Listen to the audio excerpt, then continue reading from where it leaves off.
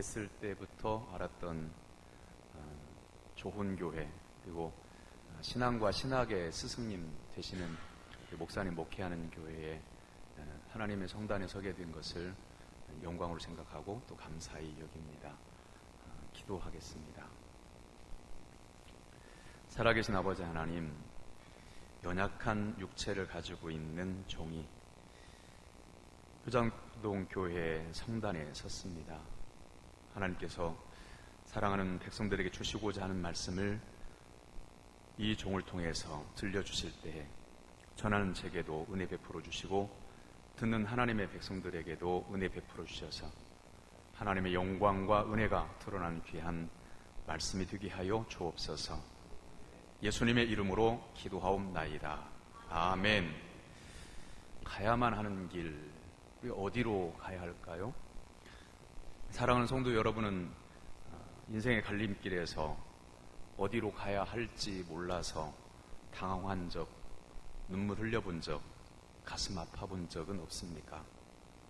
그 갈림길에 섰을 때 과자 한 봉지 사기 위한 가벼운 선택이라면 그렇게 중요하게 여기지 않아도 되고 고민하지 않아도 되고 심각하게 생각하지 않아도 될 겁니다만, 그 선택이 인생을 결정하는 것이라면 심각해지죠.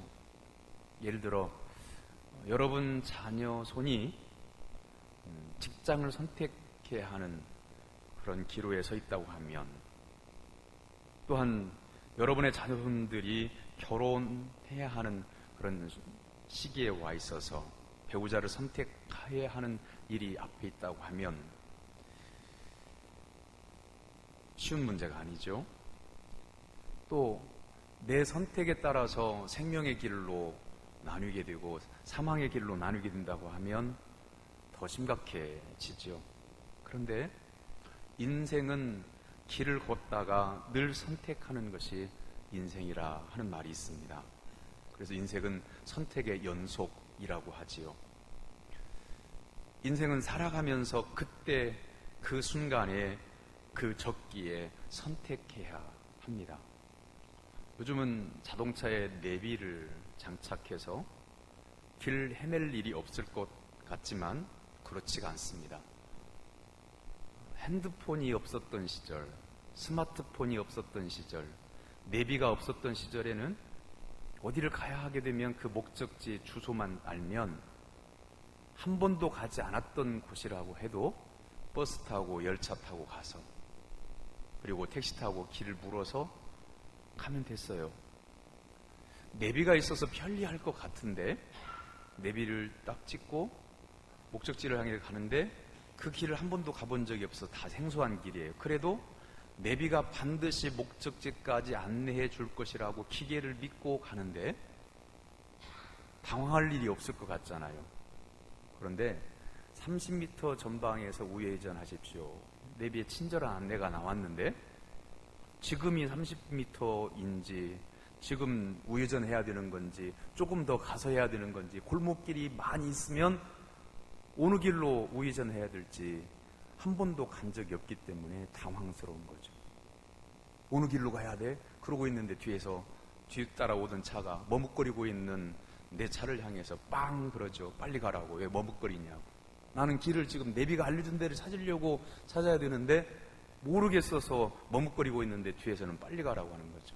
자, 내비가 있어서 편리할 것 같지만 몰랐을 때에는 모르고, 지금 내가 그 길이 정확하게 가는지를 몰랐을 때에는 대충 이때쯤이고 돌아서서 조금 더 갔으면 다시 돌아오면 되지 하는 여유로운 마음, 그건 생각조차 안 하고 여유롭게 가는데 내비가 30m 전방이에요 이렇게 알려주는 순간부터 30m가 여기서부터 30m라는 말인가, 조금 더 가서 30m라는 말인가, 이 머릿속이 복잡해지면서 이 골목인가 저 골목이 하고 있는 뒤에서 또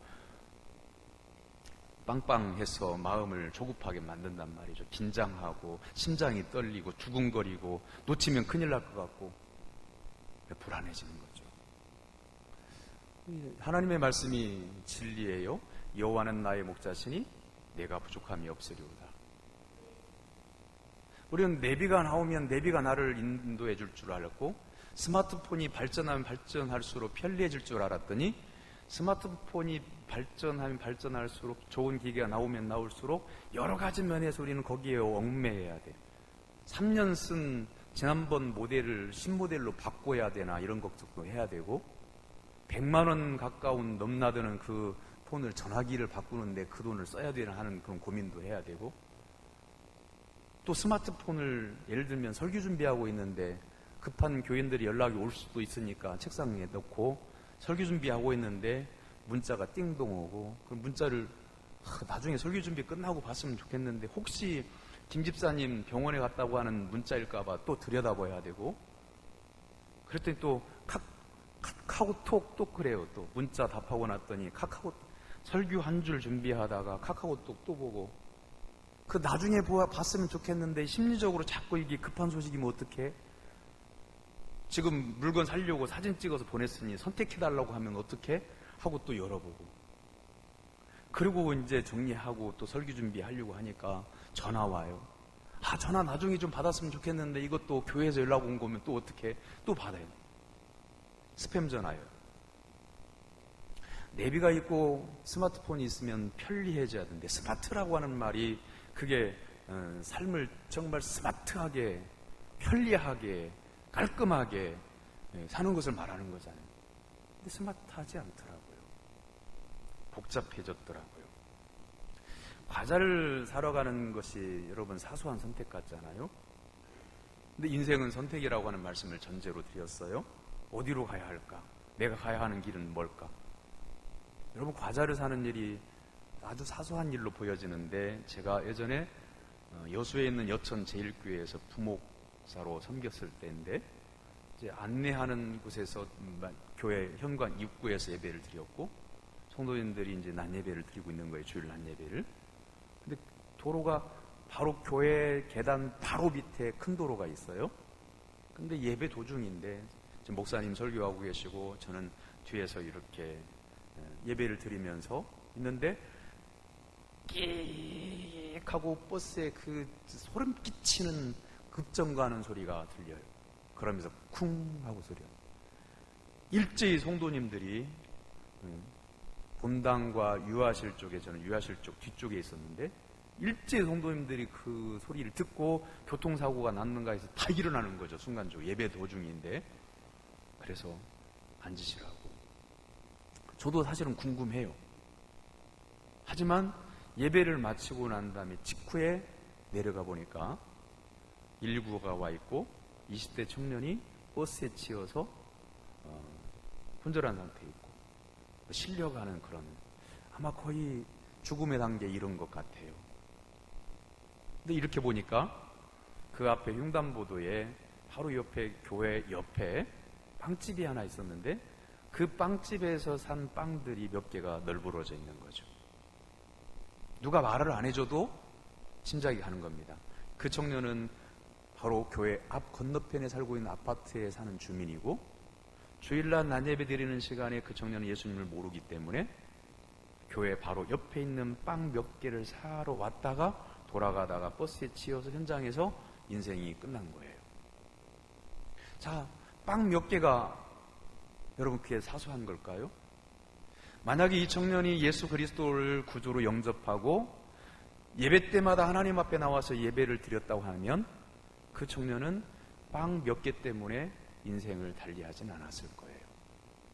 그 현장을 보면서 허공에 떠오르는 말씀이 마치 우메넴의 그 대갈 우가르신이라고 하는 글자가 써지듯이 그 말씀이 쫙 써있는 예수님의 말씀인데 요한복음 6장 35절에 나는 생명의 떡이니 그 빵을 보면서 떠올랐던 말씀이에요. 예수님께서 생명의 떡이라고 하는 말씀을 성경에 기록해 놓으시고 그 말씀을 듣고 묵상하고 저도 목사가 되어서 설교할 때에 그 말씀의 뜻이 무엇인지는 알고 설교는 했지만 빵 몇 개를 사고 죽어가는 그 청년의 죽음을 볼 때에 예수님은 생명의 떡이시고 세상의 떡은 육체를 연장시키는 그 정도의 떡이라고 하는 사실을 극명하게 깨달은 사건이 그 사건이었어요. 다시 한번 좀 생각해 봅니다. 과자 한 봉지 사는 것이 사소한 일일까요? 빵 한 조각 사는 것이 정말 사소한 일일까요? 인생의 수십 년 기간 동안에 빵 하나 사는 것은 단순한 일일지 모르지만, 작은 일일지 모르지만 그 빵 하나 선택했다가 운명을 달리했다면 그건 작은 문제가 아닌 거죠. 사랑하는 남선교회 회원 여러분, 그리고 사랑하는 성도 여러분, 효자동교회에서 예수 그리스도를 구주로 믿고 의지하고 하나님을 섬기고 교회를 교회답게 복음적인 교회로 섬기기 위해서 지금까지 믿음의 땀방울과 기도의 눈물을 많이 흘리셨을 거라고 생각을 해요. 그런데 지금 여러분이 지금 가고 있는 신앙의 길은 일을 하기 위해서 가는 겁니까? 아니면 주님께서 기뻐하시고 주님께서 원하시는 그 뜻을 향해서 가고 있는 겁니까? 내비가 가르쳐주는 그 길이 나는 한 번도 가본 적이 없지만, 내비가 고장만 나지 않았다고 한다면 결국 골목길을 헤매든지 내가 선택을 조금 잘못했다고 할지라도 내비가 하라고 하는 대로 가면 고장나지 않은 내비는 반드시 그 찍어놓은 목적지까지 가게 될 건데, 우리가 하나님의 말씀을 경외하고 하나님 말씀을 따른다고 했을 때 나의 앞길을 가는 것은 잘 모르죠. 지금까지 살았던 것은 알지만, 경험해 보았고 보았던 일이고 들었던 일들은 알지만, 오늘 예배 끝나고 이 시간 이후로부터 이뤄질 일들은 사실은 몰라요. 계획되어졌거나 예정되어졌거나 이건 그럴 거다, 그렇게 할 거다 라고 생각하고 있지만, 그걸 하는 것이 과연 하나님의 뜻이고 또한 그 일을 하는 것이 정말 하나님의 의를 이루고 내가 기쁘고 보람되고 많은 사람이 유익할 수 있는 길인지는 가봐야 하는 거죠. 그렇게 생각해 볼 때 오늘 하나님 앞에서, 다른 사람 아무도 없고 오직 여호와 하나님 앞에서 여러분 자신을 세우고, 내가 지금까지 달려온 길이 제대로 온 길일까? 그리고 지금 이 순간 이후부터 가겠다고 결정하고 결심하고 예정하고 계획한 그 길은 바른 길일까? 내가 지금 길 위에 서 있는데 지금 바르게 가고 있는 것일까를 한번 물어야 하지 않겠어요? 사람들은 어떻게 할까요? 오늘 본문에서 욥은 이렇게 고백합니다. 그러나 내가 가는 길을 그가 아시나니 그가 나를 단련하신 후에는 내가 순금같이 휘어 나오리라. 욥이 말하는 본문은 고난당한 욥을 찾아온 친구 중에 엘리바스가 한 말에 대한 대답이기도 하고, 또한 하나님을 신뢰하는 신앙 고백이기도 해요. 엘리바스가 뭐라고 말을 했냐면 욥기 22장, 23장 전에 기록이 돼 있죠. 요약하면 다음과 같아요. 욥아, 내 행위가 온전하다고 해도 전능하신 하나님 앞에서 온전하겠느냐? 네가 이렇게 모든 것을 잃어버린 상황에서 네가 온전하다고? 네가 믿음이 좋다고? 네가 온전하다고 하면 하나님께서 너를 이렇게 심판하실 리가 없다. 욥아, 네가 경건하다고? 네 악과 죄악이 크고 끝이 없으니 하나님께서 너를 이렇게 질타하신 것이 아니냐. 이게 엘리바스가 욥기 22장 3절에서 5절에서 한 말이에요. 그리고 22장 6절에서 11절까지는 엘리바스가 또 이렇게 덧붙여요. 내가 보니까 너는 까닭 없이 형제를 볼모로 잡으며 헐벗은 자의 의복을 벗기며 목마른 자에게 물을 마시게 하지 아니하며 줄인 자에게 음식을 주지 않는구나. 그러나 반면에 권세자들에게는 토지를 상납하는구나. 너는 과부를 빈손으로 돌려보내며 고아의 팔을 꺾는구나. 그래서 올무들이 너를 둘러있고 두려움이 갑자기 너를 엄습하며 어둠이 너로 하여금 보지 못하게 하고 홍수가 너를 덮은 것이다. 이게 엘리바스를 오해해서 엘리바스에게, 고난당하고 있는 엘리바스의 심장에 다시 비수를 꽂는 말이에요.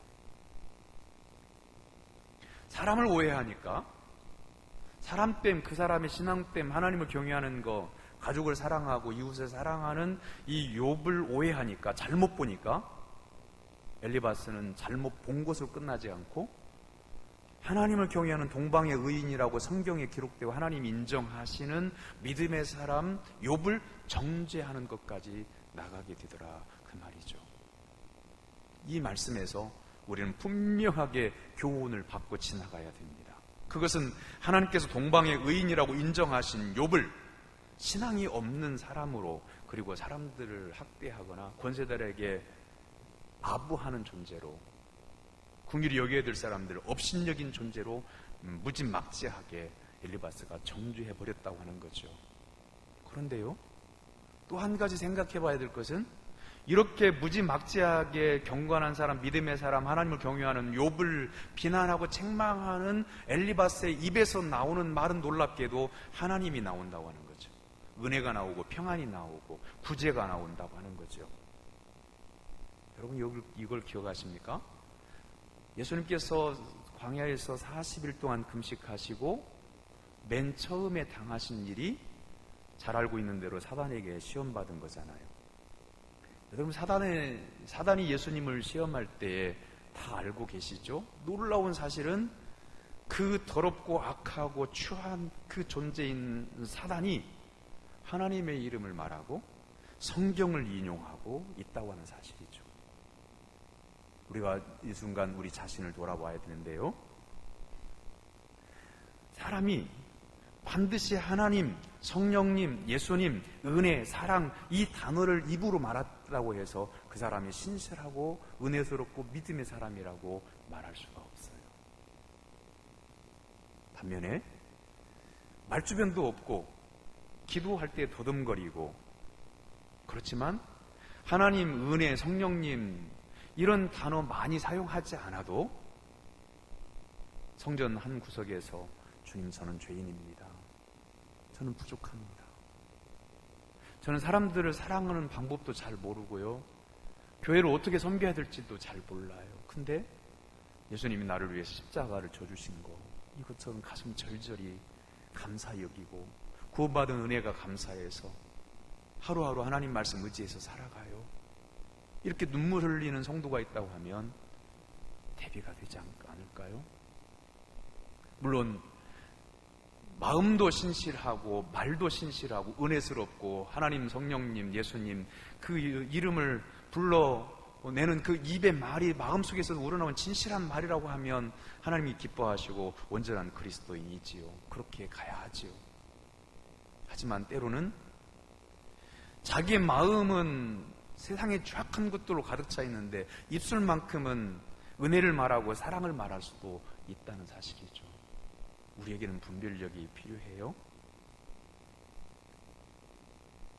말에 앞서서, 뭔가 말로 내가 나를 포장하기에 앞서서 있는 나의 그대로를 하나님 앞에 드러내놓고, 또한 사람들을 만날 때에도 사랑이, 내가 만약에 사랑을 100% 채울 수 있는데 내 능력은 50%만 담을 수 있다면 그 50% 담은 사랑으로 다가가고, 믿음이 100점짜리 믿음이 있다고 하면 그 중에 나는 40점 정도의 믿음이라고 하는데, 그건 성경에서 예수님이 겨자씨만한 믿음, 아주 작은 믿음이라고 그랬는데, 그 겨자씨만한 믿음이라도 있어서 진실하다면 우리의 말이 그렇게 번화하지 않더라도, 화려하지 않더라도, 미사여구를 쓰지 않더라도 충분히 하나님께서 내 마음을 아시고 난 진심 어린 사랑과 온유한 모습을 이웃이 사랑하는 교인들이 다 알게 될 거란 말이죠.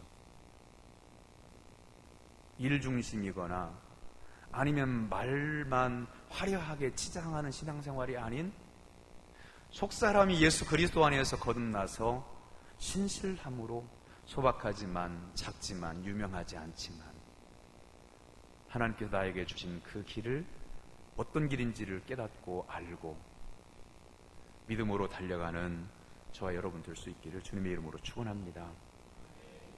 사랑하는 남선교회 회원 여러분, 그리고 사랑하는 성도 여러분, 비록 작은 믿음으로 산다고 할지라도 나 자신을 잘 아는 그런 성도가 되어야 온전한 헌신을 할 수가 있습니다. 하나님께서 인정하시는 길로 갈 수가 있는 겁니다. 나 자신만의 기준으로 남을 정죄하는 자리에 있지 말아야 됩니다.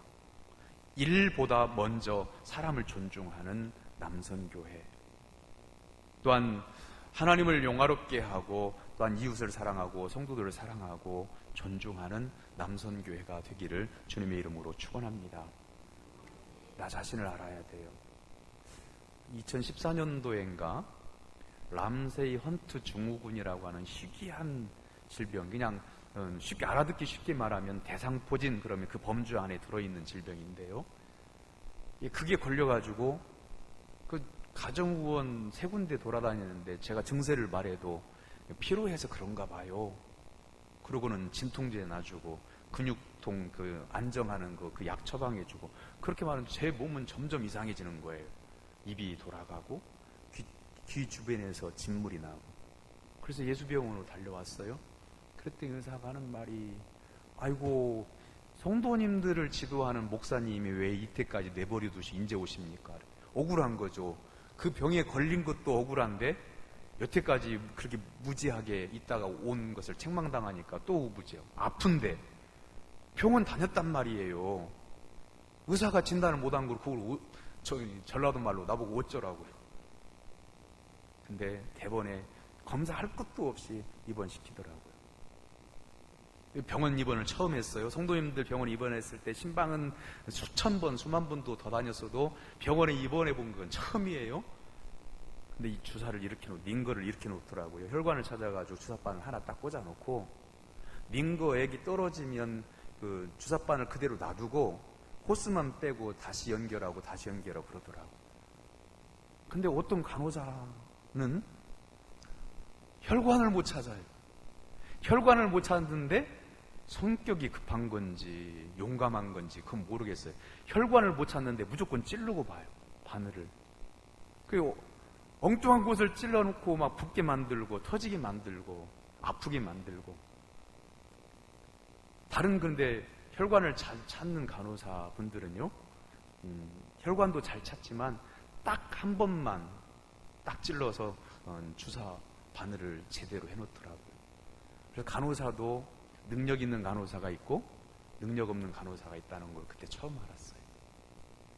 근데 못 찾는데 무작정 찔러놓고 여기가 아닌 게 비어 그러는 거예요. 피멍 들고 있는데 아픈데. 그래서 제가 병원 입원한 성도님들 입원했을 때 신방가면서 유심히 보니까 혈관이 온몸에 안 나올 때 가장 쉽게 찾는 혈관이 손등이더라고요. 간호사 선생님한테 그랬어요. 여기다 놔주세요. 간호사 선생님이 그러는 거예요. 오늘은 제가 바빠가지고 요 손등에다 넣고 불편하니까 제가 내일 야간 근무할 때 다시 갈아줄게요. 제가 그랬어요. 하지 마시라고. 왜냐면 엉뚱한 곳에 또 찌를 거니까.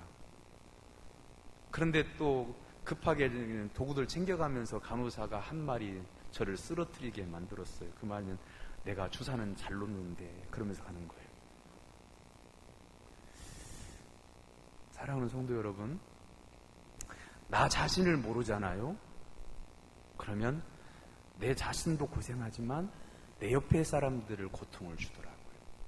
그래서 욥의 신앙 고백이 굉장히 중요한 거야. 하나님께서 내가 가는 길을 아시고 나는 그 길을 갈 건데 이 길이 고난의 길이지만 내가 단련된 다음에는 하나님께 나를 순금같이 해주실 거다.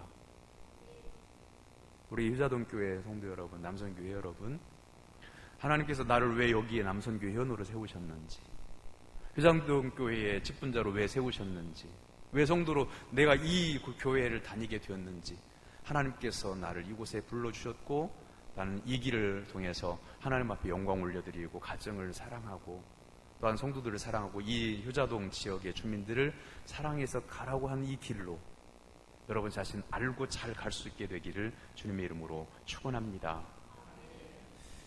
여러분의 삶에 가슴 답답한 문제를 안고 있습니까? 어느 순간엔 기도 열심히 했는데 어느 순간엔 낙심돼서 기도도 나오지 않고 어떻게 해야 할지 몰라서 손을 놓고 있기도 하고, 어려움 중에도 지금 주일 오후 예배에 나와 있는 성도님들은 여러 가지 갈등도 있고 문제도 있고 기도 제목도 있지만 그래도 주님 사랑하는 마음으로 이 성전에 나와서 예배를 드리는 거 아니겠어요? 사실 낙심한 성도들은 여기 계시지 않죠. 그런 게 안타까운 거죠. 말씀을 전하는 목사로서 늘 갈등이 뭐냐면, 사실은 여기 낙심한 성도님들에게 위로도 베풀어주고 소망의 말씀도 주고 생명의 말씀도 주고 그 말씀을 듣고 깨닫고 아멘하고 그 길로 가면 사는데, 낙심한 분들은 여기 안 나오시잖아요. 그게 안타까움이더라고요. 교회 예배 빠지지 말라고 예를 들면 설교한다고 해봐요. 예배 빠지지 마세요. 그러면 여기 지금 나와 있는 성도님들한테 빠지지 말라고 하는 말이 안 맞는 거잖아요. 빠진 분들 찾아가서 말을 해야 되는 건데, 그래도 여기에 아마도 다른 교인에게는 말하지 못하는 아픔 갖고 계실 거예요. 답답할 때 하나님 앞에 나와 찬송하고 기도하는 걸 모르는 성도가 어디 있겠어요? 그런데 가슴이 미어지게 아프고 답답하고 기분이 깔아앉아서 우울해지면 교회 가고 싶은 마음도 없어요. 기도도 안 나와요. 찬송이 어떻게 나와요? 그런데 욥을 보십시다. 가족이 다 죽었어요. 아내는 너 하나님 저주하고 죽어라 악담을 퍼붓고 사라져버렸어요. 친구들은 3명이 돌아가면서 괴롭히는 말을 해요. 신앙적인 말을 하지만 사실은 하나님 앞에 서 있는 욥에게 필요한 것은 그 순간에 위로가 필요하고 격려가 필요하고 일어서도록 손잡아주는 게 필요한 건데, 좀 완전히 세상으로부터는 단절되고 오직 하나님만 아십니다 라고 이렇게 고백하고 있는 욥을 봅니다. 어떤 인생도 그 인생을 살지 말아야 될 인생은 없더라고요. 그 예수병원에 8일간 입원해 있는 동안에 재활치료실에 이제 치료를 1시간씩 전기 치료를 받아요. 여러분들이 볼 때 제 얼굴은 정상이죠? 근데 그거 람세이 헌트 증후군 와서 안면 마비가 절반 딱 와가지고요. 의사 선생님은 80% 회복하면 많이 회복한대요. 근데 거의 여러분들이 볼 때는 표시 안 날 정도로 회복이 됐어요. 저는 알아요. 예전에 제 얼굴과 지금의 모습이 그 이후로 병을 치르고 난 이후로 어떻게 변화됐는지 저는 알죠. 근데 재활치료실에 가서 1시간 동안 치료받으면서 유심히 봤어요. 거기에 오는 재활치료를 받는 분들은요, 선천적인 장애를 가지고 있는 분들보다도 후천적인 장애를 가지고 있는 분들이 많아요.